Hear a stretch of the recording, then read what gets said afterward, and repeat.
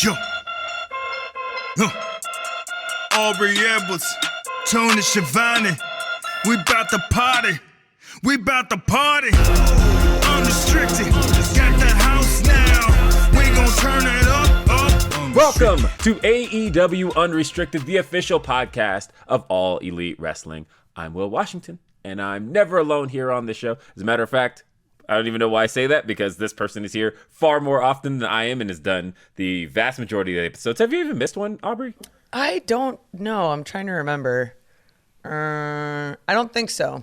Well then... Tony Schiavone was missing them all the time before you came in. That's slacker. Yeah, no, apparently we've just been told by our producer that you have not. You've not missed an Unrestricted, so you're always here. You're the guarantee. You're the constant of AEW Unrestricted. I am always here. I am always highly caffeinated. For peeling back the curtain, we frequently record these very early on the West Coast because all of our guests are like East Coast based. So typically when we're recording these, I'm very tired, but highly caffeinated. So it's all great. It's all great. And hey, we are just fresh off of an incredible time. We had kind of the longest, I'd say, week and most productive week in AEW history, just thinking about how much went down over the span of like 10 days, right? Because we did a Dynamite Collision in Duluth, and then we're straight over to I know it all feels like a million years ago, I forgot about right? that. I was like, oh yeah, we did Dynamite and Collision in the same day. Like, yeah, wild. We did Dynamite Collision in Duluth, and then went straight over to the UK, to London for All In, and then came back for Dynamite in Chicago, and then we had Collision in Chicago and All Out in Chicago. It was just like this crazy, crazy week. All in, all out. It's the start of a new tradition, though. Because thinking about it, there was all this talk online. Tony loves to talk about this, and he mentioned it during the presser and in everything in the lead up, that there were questions over whether or not this could even be done. Could this be pulled off? Could we do two major shows? Because introducing All In, which was the biggest wrestling show ever put on, right? We had an incredibly large audience, and then a week later, All Out, which has been one of the tentpole events of AEW, still keeping that on Labor Day weekend. There were all these questions over whether or not we could do it, and here we are fresh off of it, and I feel nothing but positive about everything that was done this week. How are you feeling? Exhausted, highly caffeinated. No, it's that was one of the things that I really appreciated him talking about in the presser, because I feel like that was one where everyone's like, oh, you're just gonna like move All Out next year, right? So they're not close to each other. And it's like, no, like next year we've already announced Wembley, and then we're gonna have Chicago, which personally I'm like, great, I have a whole year to like ramp up for this, like mentally, physically, emotionally, because it's a lot to do like those two big shows in such a short amount of time. And I think we did talk about this a little bit in one of our many podcasts we've done recently with Tony, that I really love the traditions that he's creating, and that Labor Day weekend we are in Chicago. I mean, we'll be in Chicago again during Thanksgiving because that's like where we're at, right? And knowing that like we have Wembley during the bank holiday, knowing that we have all of these things kind of happening wherever. One, I love it because it sort of allows like everyone to plan around it. Like people can plan their vacations knowing that there is wrestling. And I know they do this because I used to do this as a fan. Yes. Like, oh, cool. I'm visiting family. I'm going to go to this one show that's happening in Brooklyn at this specific time. Like, we like to plan around it. But I think it's also just like, it's a great thing because tradition is such a valuable thing, regardless if it's wrestling or not. So having traditions that you can hold on to is just such a fun thing as a person, as a human, as an individual. And then you just throw in as a wrestling fan on top of that. So yeah, absolutely. And I think, again, AEW, in the way that we have created the traditions, like I love that we're expanding the pay-per-view calendar. You know, we just had it Wrestle Dream, and really, I don't think we've had a month without a pay-per-view when talking AEW / Ring of Honor since Double or Nothing, right? Like it's literally been every month we've had a show, and I love that the shows like Forbidden Door, shows like Revolution and Full Gear, those can kind of shift, but we have our staples. Where we're going to have Double or Nothing, where we're going to have All Out, and where we're going to have All In. And being at Wembley, I have to talk about it because it was like nothing I'd ever experienced before. Walking the streets, and first, so I got into town Saturday, the Saturday beforehand, I think. Right, because you went home in between Duluth and Wembley. Yes, for a day, but it was one of those, like, I had to get just one night in my own bed. That was me in between London and Chicago. It was like, right. Oh, I gotta go home. And so, so I got there that Saturday, and walking the streets was really the first time it all really hit me, because it was just wall to wall. And this was on Saturday. This wasn't even Sunday yet. Sunday was even crazier, but just walking the streets and seeing nothing but AEW fans everywhere you looked. There were T-shirts. We had the merch stands on multiple corners. You even had the bootleggers standing outside with like the shirts that like have Dynamite misspelled. But like you had... there were like everywhere you looked, there was just AEW merch. There was AEW fans, and walking up and down the street, I almost forgot how it's weird, because the BTE bit for me is like still so new. So when somebody looks at me and goes, "Who the hell is this guy?" and I'm like, "What are you being an asshole to me for?" and I'm like, "Oh yeah, that's the BTE bit." Oh yeah, that's your thing. Yeah, that's the thing, right?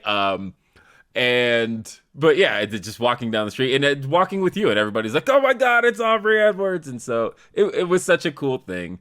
And that was really where it hit me of how big of an event this actually became. To the point of where, and people know this about me, or if you don't know this about me, I'm going to peel this back. But I really, really love small talk with randos. It's just a thing I do. Yeah, it's a thing, right? And I love asking people about themselves, especially wrestling fans. I love kind of getting feedback on who exactly is at our shows. And sometimes I'll just stop random people and ask them about themselves. And one of the things that I got out of the travel here was how big of a deal it was for AEW to finally hit Europe, because I met people from Germany. I met people from France. I met people from the Netherlands. And it was one of those things where it hadn't really occurred to me, because when we go into different towns, when we travel to the U.S., it's always, we travel to Chicago, or we're traveling to Milwaukee or wherever, and it's usually the locals. But in this case, there were so many people who were just starved for AEW in that side of the world that it wasn't just people from London. It was people from all over the region who had all converged to be a part of this show. And that was really cool. That was where it was kind of hitting me of how big of a deal this actually was to so many different people. I think same for me too, especially because there were so many people that had traveled in from the States where this isn't their first AEW show. Yeah. Because of the excitement around the fact that this is the first time we're doing something, we're breaking this record. Like, we had already sort of like made history with how many we had sold in like the pre-sale, and even like leading up to that without even announcing a single match on the card. And that to me made me feel really great, just because it shows how passionate our fan base is. Like, we all know, because we see it constantly. We're in the arenas every week. Like, people who are into AEW are really into AEW. And for me, it was one of those things that just made me feel really good and made the whole event feel a little bit more special, that it's like, I saw friends that I've seen at other shows in the US multiple times. I was like, "Oh my God, hi, it's so good to see you again." Like, we both flew multiple hours to get here. Yeah, there was a lot of that. There were a lot of people that I've known for a while. But then there were those people who, from the UK, have traveled for AEW shows over to the US, and it was that seeing that look on their face of like, "Ha, you're in my town now. You're in my space." And how do you feel? Yeah, I loved all of that. I literally loved every single bit of it. What was the feeling like for you, though, when you first walked into Wembley? Okay, so I showed up Friday morning because I flew directly from Atlanta. So I'm exhausted, having slept on a plane poorly. And I think the first time it was like, whoa, was walking past the stadium and seeing our logo on the light boards on the outside. And then as the weekend progressed, there's more and more advertising. So it's like, here's all my coworkers' faces. Here's people I've worked with on the indies that are on the side of the building on Wembley. Like, wild. And then the day of, I had posted on Twitter that morning, like, how many times am I going to cry today? What's the over under? Let's make a bet. Because I think by 10 a.m. I had already cried like twice. Like, I woke up that day and there's like awesome text messages. Like, everyone's supportive of everything that's happening. Everyone knows kind of how big of a deal this is. But it, like, walking in and seeing the set, I was just like, just bawling my eyes out, just like insane.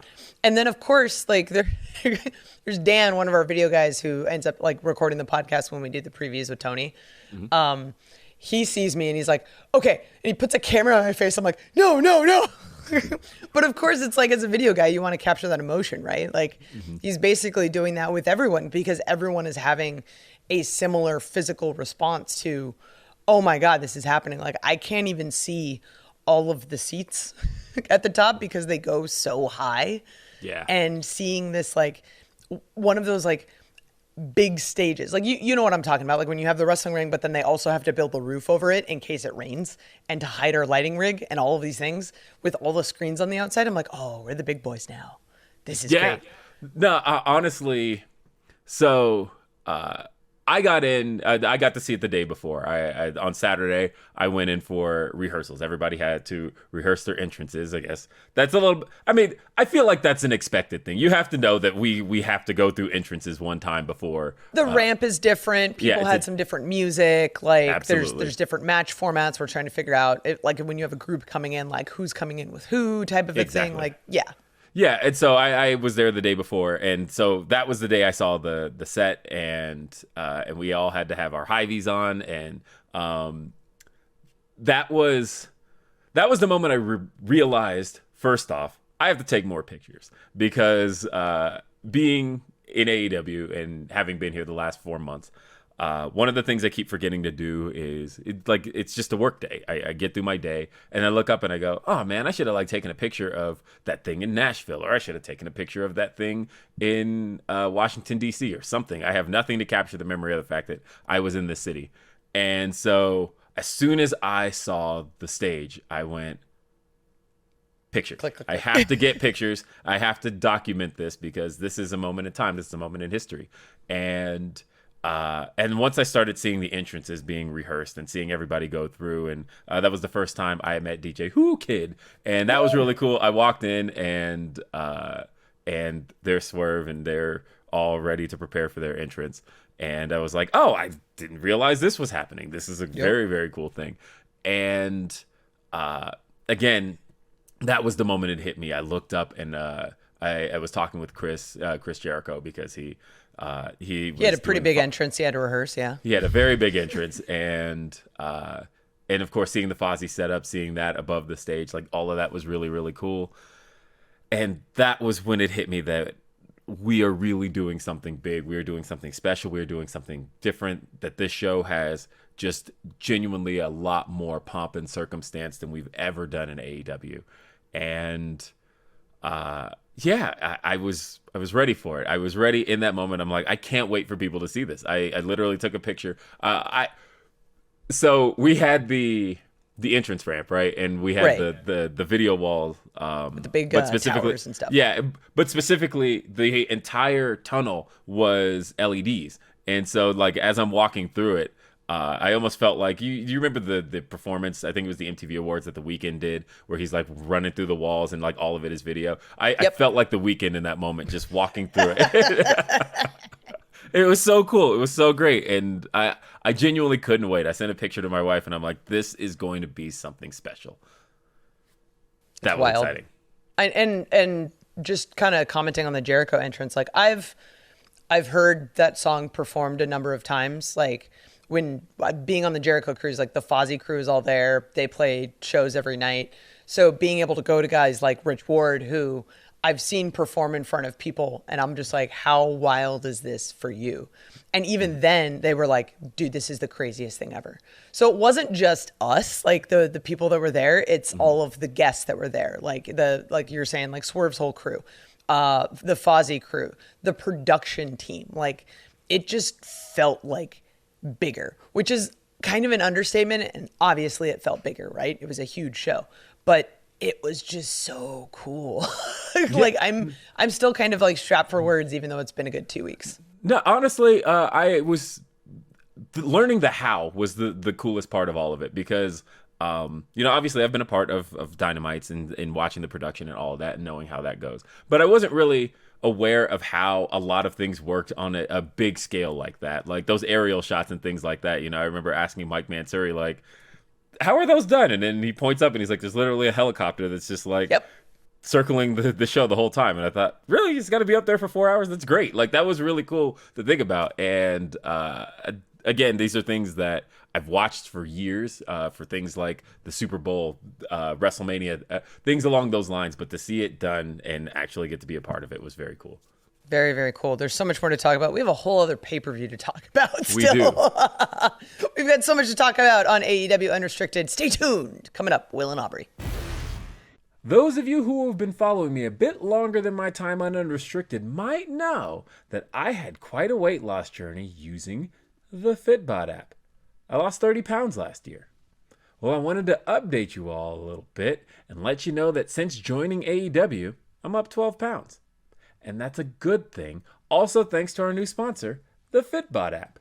Because just as your fitness goals can change, such as going from burning fat to building muscle, you want a program that's smart enough to change with you. If you're looking to push your limits at the gym or jumpstart your fitness routine, Fitbod can help. Fitbod's powerful technology understands your strength training abilities, studies your past workouts, and adapts to your available gym equipment. It learns from your previous workouts and adapts as you improve. It's the perfect companion to crush your fitness goals this summer. Keep track of your achievements and personal bests with Fitbod's progress tracking charts and learn new movements the right way with over 1,000 HD demonstration videos.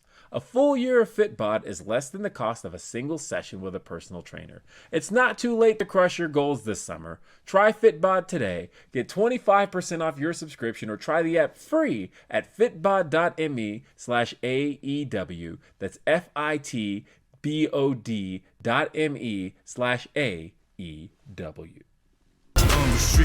AEW Unrestricted, Will and Aubrey talking about a crazy 8 days in AEW history of All In leading directly into All Out, and just how it's been historic and emotional and just a whirlwind. It was a great summary of everything that like AEW has been up until this point, how we got to that point.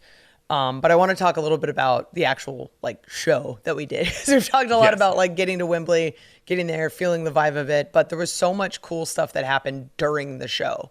It was absolutely insane. One of my favorite moments, I had friends attend the show and they had never seen wrestling before. They had never seen me do my thing before. That's like college roommates, right? So they're like, where are our seats? I'm like, I don't know, even though I knew we were putting all of the comps in the Royal Box. So they sent me a picture of me chasing Eddie Kingston around near where the Queen sits. And like, it's absolutely wild. And Tony talked about it a lot because like he's had a lot of memorable moments there with Fulham and whatnot. So being there and seeing all of these crazy things happen in a wrestling context. I think also in that picture was Ted Irvin, who's Jericho's dad. Jericho's dad, Who he came up to me later, is like, you didn't say hi. I'm like, I was a little busy, Ted. I am sorry. Like, I was yelling at grown men, bleeding everywhere. Like, I'm sorry. Yeah, no, that was, just, again, being a part of a stadium stampede. Like, I've been at the show for Anarchy in the Arena and things along those lines, but like this was Stadium Stampede. This went everywhere. Right. And I mentioned this during the show we did with Tony at StarCast, but I almost slipped into a shot because literally I didn't realize where this match was heading. And all of a sudden... To be fair, not a lot of us did. All of a sudden, I just see brawling like happening 2 feet away from me, and I'm like, okay, stay out of the shot, do not get in the shot. And that's how much that match just spilled over into everywhere, and it was amazing to watch it play out in real time and see Stadium Stampede actually happen. That's very cool. I think the craziest thing for me was being involved with the last 2 Stadium Stampedes, and how the first one I think took about like 12 hours to film. And the second one took multiple days because we didn't get everything done before the sun came up. And this one took 20 minutes. Yeah, so because it was live. This was it. This is all you had. It was live. So taking all of that emotion that we had felt during the previous ones and like cramming it into this small amount of time made it feel completely different for me as someone who was involved with it than a completely different pay-per-view. And I'm just in the back like, I have no idea what's going on in the ring. Someone please tell. Okay, cool. And now, oh my God, we're in an elevator. Where are we going? Is my like IFB even working? How much range do I have on my audio equipment? Like I'm just starting to think about all these things. Oh my God, I'm going through my 3rd pair of gloves on the show because there is so much bleeding happening. Yeah.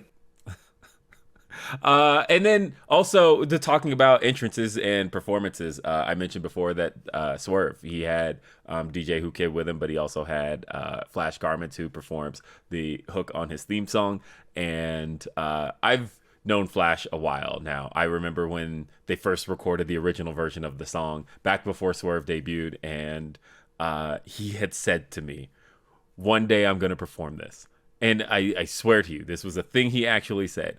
And I remember there were multiple instances where he was trying to get that done because he's been backstage at Double or Nothing, and he's been backstage at Revolution, various pay-per-views where Swerve's performed. And he's like, one day it's going to happen. I just know it. And for it to finally happen at Wembley, and he got to perform the theme, he got to do the entire thing.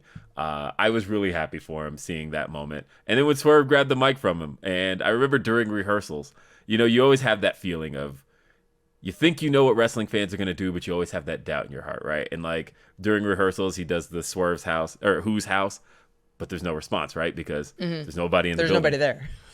And like you can hope that 80,000 people are going to do it, but you don't know until you feel 80,000 people do it. And when he got up there, and I went out for that entrance to watch it happen, and when he did Who's house and the crowd, everybody does Swerve's house, like I got goosebumps in that moment. I was so excited for him. I was so excited for everybody there. It was very cool. I think I had 2 favorite entrances. Obviously, like Jericho's entrance was cool, and feeling everybody hit that chorus as he's with a microphone, like walking down the entrance ramp, was just like a cool like growth of how this song has come to be such a huge part of AEW. I remember walking around backstage. I was like following up with something, whatever, just doing stuff. And then hearing Metallica play, literally stopping what I'm doing and walking somewhere where I could see what's going on.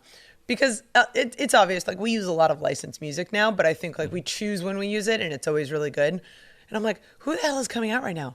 Oh, it's Sting. This is the coolest thing. Like, yeah. No, we got Seek and Destroy. What is going on? I was so glad that we actually got the real Seek and Destroy, because like those who followed Sting's career might know that he came out to a knockoff of Seek and Destroy back in the day. So I had no idea. Obviously, like I'm still a very new wrestling fan comparatively to a lot of people. So I just thought it was freaking cool that like it was Metallica. Like I've seen them live, front row in the Snake Pit, and easily the coolest concert I've ever been to. So to hear that happening, but also seeing Sting come out, like, this is so cool. To me, it was the first moment that it felt authentic, because again, like I said, he used to come out to the old knockoff version of it, and it was like, okay, this is cool, but it's like not the real deal, but it's enough to where you know what it is. And because that was the thing WCW did, where like they would go, when WCW did a knockoff theme, they'd get so dangerously close to the real deal that literally they're all like edited off of like current streaming versions of it because of the fact that they were too close. And it was like a Vanilla Ice and Queen scenario. Oh yeah, they were very, very close. And like Sting's Seek and Destroy was very, very, very close. And so for him to be coming out to the real deal, to the real song, it felt like his career, like so much of his career, like kind of tied together in hearing the actual song in the entrance. And I was out there for the whole thing. like just goosebumps. And we're just talking about entrances, right?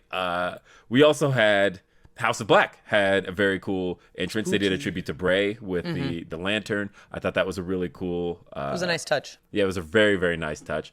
And also, you were out there for that because you were out there back to back. I was. Yeah.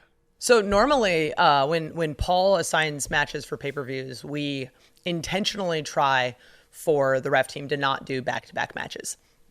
And I had made it very clear to him, like, look, there are two people I want to work with most during this pay-per-view. I want to work with Chris Jericho, obviously.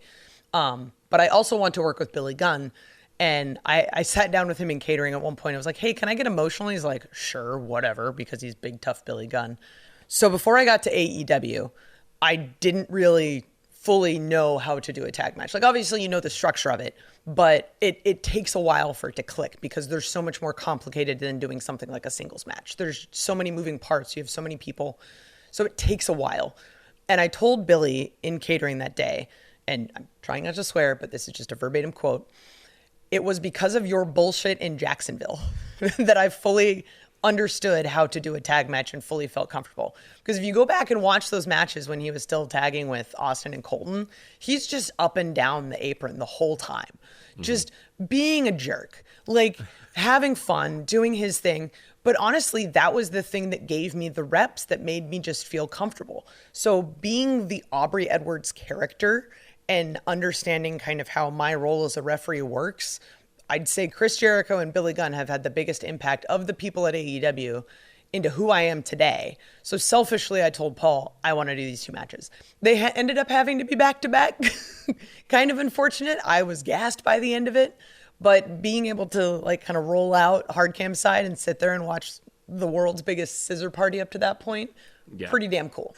No, that was very cool. And I thought that was a really, really cool moment.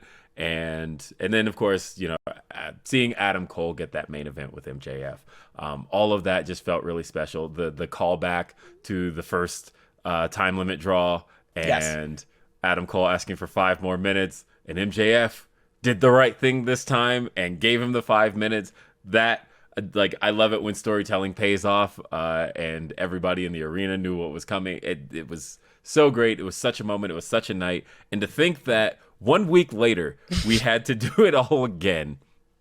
And the thing is, like, people weren't sure how we were going to do it, right? Because, but the beauty of it, and Tony talked about this, was that we had already left so much on the table that it was almost easy to walk into All Out and go, okay, so there are all these people saying, well, we wanted to see at All In, Jon Moxley versus Orange Cassidy. Well, guess what? You got it at All Out. They wanted to see Kenny Omega versus Konosuke Takeshita. You got Guess it. what? At All Out. Like, it was one of those things where we gave you so much at All In, but at the same time, we left just enough off the table to make All Out seem worth it. And I think going into that show, I even had my feelings of doubt in me. But by the end of it, I went, honestly, that was my favorite All Out. And I this is unrestricted. This isn't a place where I'm going to bullshit you or tell you anything I like truly don't believe. But like, genuinely, I thought, and I've been at every All Out other than Jacksonville. But having been at every All Out and knowing that 2021 is so revered because of the ending and just The people its place involved, all that. Yeah, the people in time, the place and time and all of that. I still think this was my favorite top to bottom All Out show. I would 100% agree with that. And I also kind of had that doubt going into the week because we had just come off this amazing show. Like, All In being historic, but it was also one of the best shows we've ever done. Yeah. So as a wrestling fan, you're like, how are we going to possibly top that? Like, we had 81,035 people. Now we're at the United Center, which honestly, fantastic venue. But we only have about 10,000. Like, how is this going to go? How is this going to feel as spectacular? But seeing what we've done over the last 5 years and how we always deliver at pay-per-views, it's sort of, as soon as I reminded myself of that, I'm like, no, we're good. Like, whatever it is we end up doing, we're good. And I think just given all of the things that had happened with the roster that week, all of the emotions that we were sort of going through, I think all of us were just so proud of how All Out went. Like, we had a little bit to prove just because there were so many people involved with All Out that weren't at Wembley. Yeah. And I know they wanted to make this a great show. I know that, like, for me personally, being able to do Bryan's match, and I've been a fan of him forever, and what he means to this locker room, what he means to me personally, what he and Ricky were able to accomplish in that match. I literally walked out and said, I think that was cooler than Wembley. Like, there were I told you that. I went immediately to catering to grab a piece of vegan cheesecake to celebrate. And I said, I think that was cooler than Wembley, which is hard to kind of comprehend when you look at the sheer numbers and what it means to wrestling. But there was just so much that I think All Out was trying to do, keeping in mind everything that All In was. And I honestly believe we achieved that. It was easily, I think, one of the best shows we've done this year and one of the best shows we've done in AEW history. And there's a lot more to talk about it All Out on AEW Unrestricted. AEW Unrestricted. It's Will Washington. It's Aubrey Edwards. Aubrey. Yes. So we're talking about your experience with All Out a little bit, talking about getting to ref that incredible Bryan Danielson and Ricky Starks match. Dude. And so at the beginning of the night, one of the things I wanted to point out here is that All Out holds a very special place in AEW history because this was the very first AEW pay-per-view ever without a Chris Jericho match. This was the first time we've been on pay-per-view where Judas wasn't played. It almost didn't feel right not hearing that song at any point during the show. You came up to me and said, isn't this weird? I'm like, oh, it's weird because I came in today and didn't know what I was doing. Right, because like the one guarantee that an AEW pay-per-view has is that it's got a Chris Jericho match. And if it's got a Chris Jericho match, it's going to be reffed by Aubrey Edwards. And yes, 99% of the time. And I can actually say that percentage because Chris Jericho has wrestled, and I just told him this, he's about to wrestle his 97th AEW match. So literally, and I think there's only been one without you. There's been like two or three. It's funny because this 97th one, I won't be there. That's right. Taking a week off of Dynamite, it's been a little crazy. Yeah, he's very close to his 100th AEW match, and you've reffed 90-something of them. And so thinking about how that's the one guarantee. You get a Chris Jericho match, Aubrey Edwards is going to ref it. And yet you walk in and you don't have literally no idea what I'm doing that day. Literally the thing that you always know you're going to have, and you didn't have it. How did that feel walking in?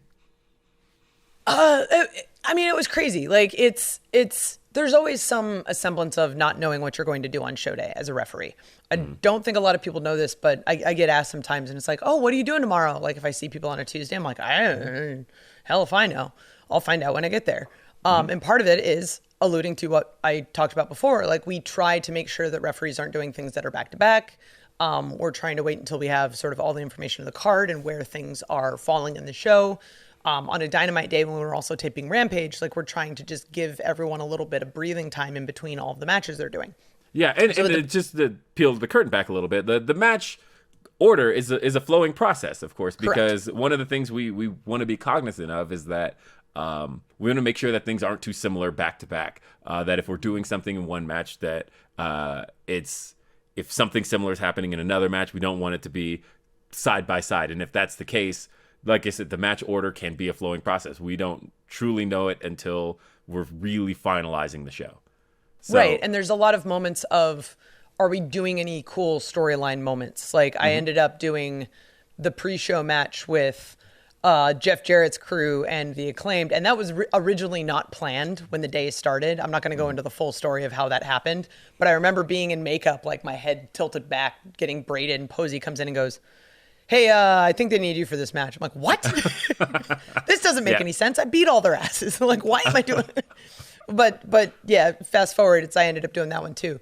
But yeah, it's one of those, we're kind of waiting for the full order to see where it's at.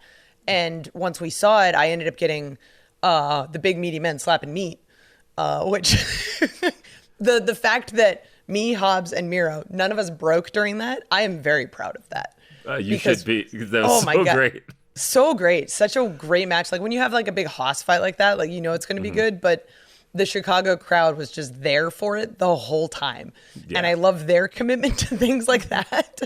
I mean, literally now I've been tagged multiple times on Twitter of people asking for an AEW meat division. Like they want the meat championship. They want the meat division. They're like, look, you guys have it. You got Hobbs, you've got Miro, you got Brian Cage, you've got Lance Archer. There's so much you can do with the AEW meat division. And as a vegan, I'm fully on board with this. But yeah, there was, again, just so much that took place. And again, it was such a different show. And I mentioned the Chris Jericho thing because honestly, guy could use a break. Like there's only now, Matt and Nick Jackson are officially the only two left who have never missed an AEW pay-per-view. They're the only two who have been on every single AEW pay-per-view. But even Jon Moxley's missed shows. Hangman Adam Page. Like literally, when you think of even AEW staples, everybody has had at least one show off. And Jericho's streak is now broken. But you know, he's Chris Jericho. He's gonna keep doing this till the wheels fall off. And but yeah, talking more about the show itself, the main event. I really wanted to talk about this main event because Orange Cassidy had been on such a run, Historic run. 32 title defenses. Well, this was the 32nd. Yeah, he had 31 title defenses successfully. And, you know, I love that video package that we had put on because in showing that and showing where Orange had come from, and we showed his first ever match. A match that has 40 million views on YouTube, by the way. That is a match that people continually go back to. Him and Packard at the very first Revolution, right? Yes. Yeah. Him and Pack at the very first Revolution. That's a match that people continually go back to because it was one of those things where nobody knew what, like if you knew Orange Cassidy, you knew, but there was so much doubt. There was so much like, okay, what does this guy actually have to offer in the ring? Like, yeah, the shtick is funny, but what's he actually going to do? And then he actually did it. And that was the moment where people went, oh, it's like that. Okay, that's interesting. And then he has shown so much fire through this title reign that I believe, without a doubt, and this is why this match couldn't have been on All In, truly to me. When you think about everything that he's done in this reign, and you think about what he's gone through, the fact that he is at a point of survival, the fact that he has had 31 successful defenses, and they've all been high-profile defenses, this one had to be the main event. And I loved that it got its own spot. It didn't end up taking a backseat to anything at All In. It got its own spotlight at All Out against Jon Moxley, one of the most decorated champions in AEW history. The first person, by the way, is this true? Let me make sure this is a true statement. Yes. He is the first AEW star to win 2 singles golds. As far as 2 AEW singles gold, there's people who've run Ring of Honor titles, but as far as AEW singles gold, he's the only person to win a second one, and having been a former world champion. But these two killed each other out there, and I thought this was just a phenomenal main event. I thought it was. We talk about Orange Cassidy, the story of his reign being survival, and he finally reached the point of the man he just couldn't survive, and that was Jon Moxley. But I thought the pomp and circumstance, I thought the entrances, just everything about it. When that graphic hit, I always love Orange Cassidy's his Tron. And you know he draws those, right? Yeah. Oh, I've watched them. I have literally He's been on an airplane, draws it on a napkin, and then sends it to production and go, here you go. Yeah. And when it said, "I'm so tired" on the Tron up there. We are all Orange Cassidy. Yeah, I was like, yeah, we are all Orange Cassidy. It's been a long, long week. And those are always so great. Like, I've literally sat next to him drawing those. I just love his little, like, the one pyro and then, like, the second one that's delayed. Yes. So that's the thing I love about Orange Cassidy, just to steal it from you for a minute, is he's the kind of character that when you see him on the indies before AEW started, you're like, this guy's not going to make it at a big company. He's just too different. He's too unique. He has a ceiling. And I think what he has meant for wrestling, that you can take something that is this unique character that exists on the indies and put it in the main event of a pay-per-view. Like, there's an ongoing joke backstage that our whole roster is create a pro in Chikara. Yes. And one of the things I absolutely loved was that final bit of, you see Statlander, Trent, Chuck, all in the ring with Orange. And knowing what those guys have meant to each other for as long as they've been together, like even before AEW started, and knowing like Bryce got to do that main event. And Bryce ends up doing a lot of Orange Cassidy matches because those two guys go way back. They're both Chikara boys. Yeah. So watching an AEW main event and going, this is Chikara. Like, it's crazy to think that that is the impact that this small little indie promotion has had on this big company. And to see people get their success and see everyone give their flowers. Because I'm on Twitter during the match while it's happening and just seeing so many people happy that this is a spot that Orange Cassidy is in. Because it's one thing to say like, okay, well, he's had 31 title defenses. This is crazy. But to know that what he means to AEW is so much that we are putting him in the main event, because this to everyone is just the obvious spot. Like, yeah, no, this guy's earned this. This guy needs to be there. And it's so great. It's one of the things of wrestling. Like, the same thing kind of happened with Brian and Ricky. Like, Ricky lost, Orange Cassidy lost, but those losses mean so much because of what they've done for these people and building them up. Oh, like, yeah. Ricky, as he was making his way up the ramp and the fans were chanting for him after that loss. As he's like getting welts on his body from these freaking straps. But it's to see these homegrown stars, to see these people that have put in the work for years be able to get these moments, and these moments on such a big stage. I could not be more proud of everyone. Same. I think that there was such a feeling backstage of accomplishment when that show was over. And the thing is, like, we got so much done on that show. I think about, again, Brian got to come out to Final Countdown again, and it's amazing watching it get the crowd again because, at Toronto at Forbidden Door, Final Countdown is one of those songs that I've heard a million times, so I know what it is. The second you hear that first build up, the wind up, yeah. But when you first hear the wind up before the melody even kicks in, like, I know what I'm hearing. But most people don't know it until the actual main melody kicks in, and it's amazing that we got people a second time, because the first time at Toronto at Forbidden Door, people hear the wind up. And they're like, what is this? What is going on? And then the melody kicks in, and when it hits the do-do-do-do, all of a sudden everybody perks up, and you hear this big pop when they realize what happened. I didn't think that would happen a second time. I was like, okay, people will know the second time what we're doing. But literally, they hear the wind up, and it's just almost silence. And then the melody kicks in, big pop. And I just thought, that's so great. It's so great that we got people a second time with that. But I love when Brian gets that entrance, because to me, that is a thing of urban legend. Brian talked about the fact that when he wrestled on the indies, that was not, the Ring of Honor at that time wasn't a promotion people knew a whole lot about. And so he always, and a lot of guys with their indie stuff, and I think I can understand why, don't realize that just because it was only seen by maybe a few hundred people at that time doesn't mean that it didn't grow to urban legend as time went on.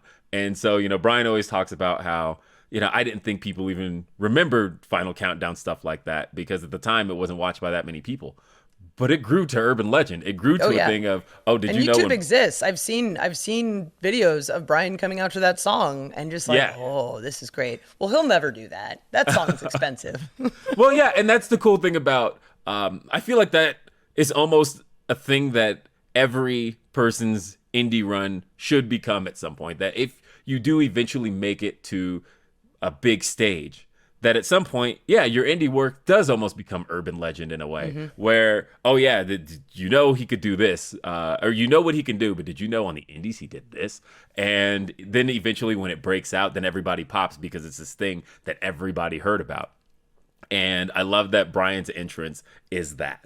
And that Final Countdown is a special thing that only existed at a small, short period of time, but it's this urban legend thing that now when you hear it and you see it on TV, it's great, and it always blows minds. I love that. And also, we had an appearance by CJ Perry. Yes. hot and flexible. Which I'm dying her drop as soon as said I hot saw and that. flexible. That I didn't know was coming. Knew CJ Perry was coming. Didn't Same. know about that. Same. The Tron, I almost lost it at. I did. Yeah, like how was that being out there? It's crazy because like it's one of those, we have these moments where I know she's coming in for the post match. I'm giving, Miro the Iggy as far as like, okay, here's what's happening, blah, blah, blah, blah, blah. I roll out hard cam side, so I'm there to give time cues, whatever. And then because you don't know what someone's music is going to be when they show up, even if you do know they're showing up. So I'm kind of waiting and watching, and then I just see hot and flexible, and I am dying. And especially there's like 5-year-olds behind me, and I'm just like, this is so bad. Oh, God. But the best part is that's how we've described her on TV for the last 2 years. 3 years. 3 years on TV, literally, Miro has talked about his hot and flexible wife. And there's the payoff to her actually showing up and it saying hot and flexible on her Tron. There's some good investment there. I just like that we're just still sticking with it. Like, look, this is something that we touched on for years, and now this is the thing. I also just love that she just came out, took the heels off, and then ran down the ramp. I'm like, so smart. What a smart gal. I'm so happy she's around. Yeah, no, honestly, I've been talking to her the day before, and I think it's not to say people would be amazed, but she is so smart about pro wrestling.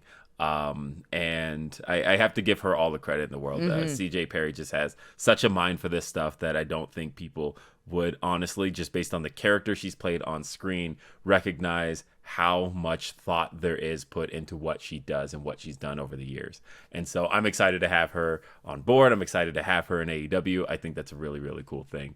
And then there's a lot to talk about. There's a lot we didn't get to. I do want to give a mention to Kenny Omega and Konosuke Takeshita because